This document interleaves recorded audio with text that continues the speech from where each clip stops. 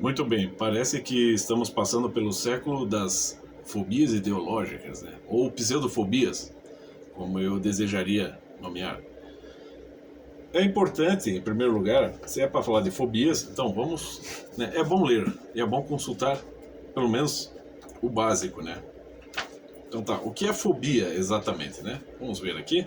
Fobia, um simples dicionário de psicologia. Conceito básico e clássico. Fobia, a palavra grega, né? Medo reprimido e transferido a objetos ou situações que não podem provocar mal algum.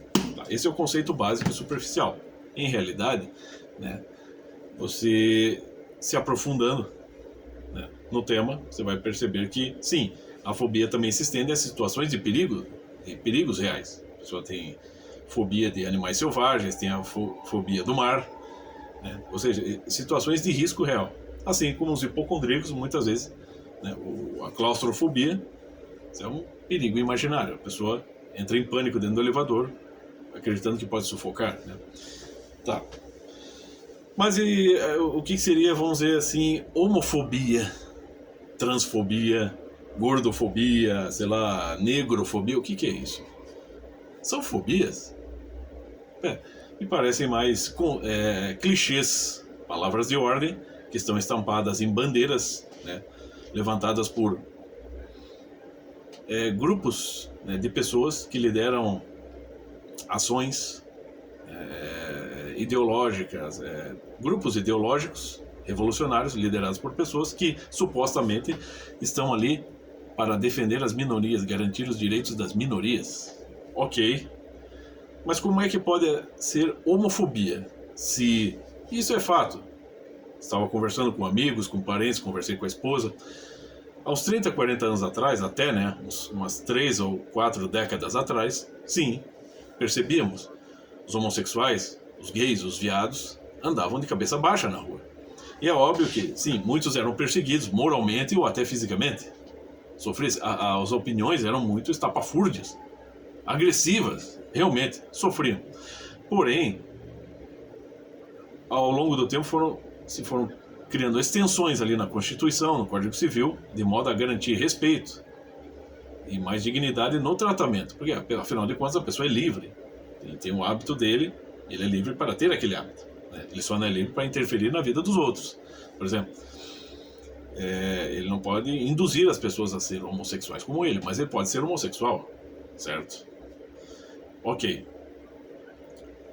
Porém, o que ocorre hoje com ações promovidas por líderes do movimento LGBT, por exemplo, é tentar elevar os grupos de homossexuais moralmente acima de todos os grupos humanos. Ou seja, são exceções. Você não pode colocar exceção acima do padrão, acima da regra. Aquilo que é universal em todos os seres humanos, isso sim vai ser a regra. Isso que determina o resto. Não o que é acessório, certo? Se você tem uma lei específica para proteger os homossexuais, beleza, mas ela não é, ela é uma exceção e não é regra, certo? Tá. Mas, então, a homofobia não passa de uma pseudofobia. Porém, existe um tipo de fobia, creio eu, ser uma fobia, ela é bastante real, e eu sei que os grupos de feministas e de abortistas, obviamente, não querem nomear isso. E isso não ocupa também um espaço de debate ainda mais amplo, né, nas discussões públicas, mesmo que no Brasil o aborto seja estabelecido como crime, e é crime, e mesmo que estatisticamente a população brasileira seja massivamente contra o aborto. Eu me refiro aqui ao que se pode denominar, conceituar, fetofobia. Pô, existe a fetofobia. Acho que não existe ser humano hoje mais perseguido do que os fetos. E é como disse o Lucas Pavanato, não é porque o ser humano é menos desenvolvido que ele tem menos dignidade, né? Seja na vida extrauterina ou na vida intrauterina, é um ser humano. E algumas dessas feministas estúpidas estão lá dizendo: mas ele não sente dor, ele não tem boca para reclamar, não tem olhos para ver. Então, quer dizer, se ele está desprovido disso, então você pode aniquilá-lo? Ele não tem direito algum? Pô, aí que alguém tem que manter os direitos, porque ele não pode se defender, certo? Não se defende o meio ambiente, principalmente o verde, A vegetação, vamos dizer assim, os vegetais podem se defender? Não, mas se defendem, mas se protegem, certo? Se você pode proteger, por exemplo, seres vegetais que não têm como se defender, os seres humanos, sobretudo, né, precisam dessa mesma proteção, uma proteção ainda maior. Afinal de contas, como está nos evangelhos, como está em todos os livros sagrados, o mundo jaz no maligno. O que se prevalece aqui é o poder temporal. Pega aí o massacre dos inocentes promovido por Herodes, quando descobriu que, né, um ser humano especial estaria nascendo e poderia tomar o lugar dele. Pense nos ventres das mulheres que se curvam ao feminismo, ao LGBT, aos abortistas. Os ventres delas se tornam câmaras de gás, né? Se tem uma coisa que se pregou, fobia a determinados grupos de pessoas, foi muito pregada no nazismo. Na verdade, né, rastreando bem, esses grupos ideológicos eles só seguem a cartilha, a receita marxista ortodoxa. Mas assim, ela vai se ampliando. A praxis marxista, ela vai se ramificando. Ela perde até um pouco as suas características. Mas se você remontar no tempo, se você rastrear, você vai chegar no marxismo e que, por conseguinte, rastreando mais um pouco, vai chegar até a Revolução Francesa, que eclodiu o ovo da serpente, a serpente moderna, aquela que fica cochichando ali, né? Então é fácil perceber que a afetofobia é um fato, né? Mas a questão é a seguinte: o meu corpo, minhas regras. Porém, assim, o seu coração segue as suas regras, as células do seu corpo, o funcionamento do seu sistema nervoso, dos seus órgãos, né?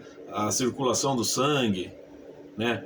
O crescimento do cabelo, dos pelos, enfim, tudo isso segue as suas regras? Não, o corpo lhe é dado, ele tem suas próprias regras, né? O seu ser, a sua consciência moral, não é sua, ela lhe é dada, você não inventou, você não nasceu porque você quis. Lhe é dado o ser para você administrá-lo, e não para cagar regras sobre ele, muito menos cagar regra sobre o ser que está no seu ventre. Sabe por quê? Porque ele não é parte do seu corpo, ele não é um membro do seu corpo. E o aborto, né, é um segundo estupro, porque ele é invasivo, e a curetagem é o terceiro estupro. Então, você pode não consentir que o estuprador te agarre e te violente sexualmente. Ele merece toda a punição da lei e o rigor da lei. Mas você consente no estupro, que é o aborto. Agora, se é para pegar assim, então, se é para falar em direitos, beleza, então está aqui. Artigo 128 do Código Civil. Não se pune o aborto praticado por médico em duas circunstâncias, duas exceções.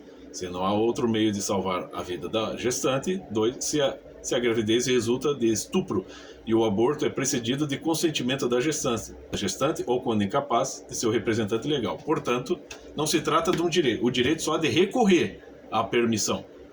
É permitido, mas o crime continua qualificado e só não é punido. Infelizmente, ele acaba encorajando isso, mas ele é crime. Então não é um direito de abortar, é o direito de recorrer a isso. Agora, se está falando de direitos, beleza, vamos aqui a Mário Ferreira dos Santos, né? Justiça é reconhecer em cada um nitidamente o seu direito e assegurá-lo, bem como nitidamente a sua obrigação e exigir o seu cumprimento. Não há justiça onde se lese o direito alheio, nem tampouco se afrouxe o dever do cumprimento das obrigações. Eles são correlativos necessários porque são simultâneos.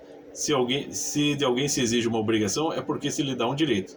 Se lhe dá um direito, porque se lhe exige uma obrigação. Ou seja, né, minha filha, se você abriu as pernas e permitiu que o espermatozoide do seu companheiro, né, fluísse pelo seu corpo, nessa troca de fluidos, assuma a responsabilidade. Não queira fugir dela. Porque se você não for punido aqui, você será punido em outro lugar.